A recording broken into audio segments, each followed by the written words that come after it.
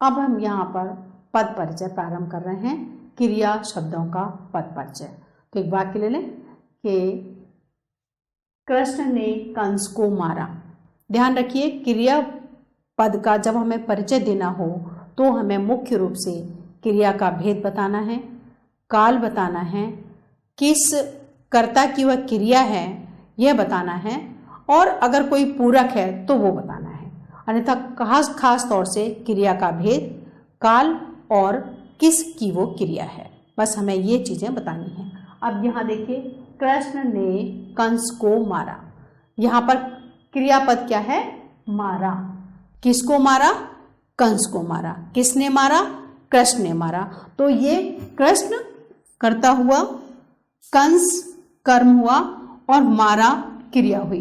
अब सबसे पहले प्रश्न उठता है कि यह किस प्रकार की क्रिया है। जैसे कि हमने पहले पढ़ा था कि जब वाक्य में कर्ता हो, क्रिया हो, कर्म हो और क्रिया का प्रभाव कर्म पर पड़ रहा हो तो वह कैसी क्रिया होगी? सकर्मक क्रिया होगी। तो यहाँ पर कंस कर्म है और मारने की क्रिया का पूर्णतः प्रभाव कर्म पर पड़ रहा है, तो इसलिए यह कैसी क्रिया हुई? हम लिखेंगे इसमें सकर्मक क्रिया, क्योंकि यहाँ पर कर्म दिया गया है। अब काल बताना है। मारा, मारा यानी कि यह कार्य हो चुका है, तो यह कौन सा काल हुआ? भूतकाल। अब यह क्रिया किसके साथ जुड़ी है? किसने मारा? कृष्ण ने मारा। तो आप क्या बताएंगे कि यह क्या है? कृष्ण ने क्रिया की, क्रिया की या कृष्ण की क्रिया है, इस तरीके से हम लिख सकते हैं। तो इस तरीके से ये मारा शब्द का यहां पर हमने पद परिचय किया। दूसरा शब्द ले, उपवन में सुंदर फूल खिले हैं। उपवन में सुंदर फूल खिले हैं। यहाँ क्रिया क्या है? खिले हैं। क्या खिले हैं? फूल खिले हैं।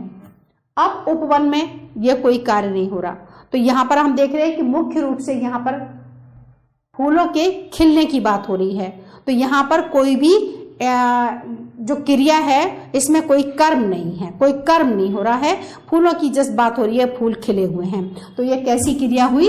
अकर्मक क्रिया, क्योंकि यहाँ पर जो करता है फूल है उसका किसी पर प्रभाव नहीं पड़ रहा है, तो यहाँ पर यह हुई अकर्मक क्रिया। अब खिले हैं, यहाँ पर जो हैं जो है ये क्या दर्शाता है कि ये वर्तमान काल की बात हो रही है। तो हम लिखेंगे अकर्मक क्रिया के बाद वर्तमान काल। और ये किसकी क्रिया है? फूल की क्रिया है। तो इस तरीके से हमने ये बताना है कि यह अकर्मक क्रिया है, वर्तमान काल है। मुख्य रूप से दो खास चीजें हैं। और तीसरी बात, यह क्रिया किसकी हो रही है?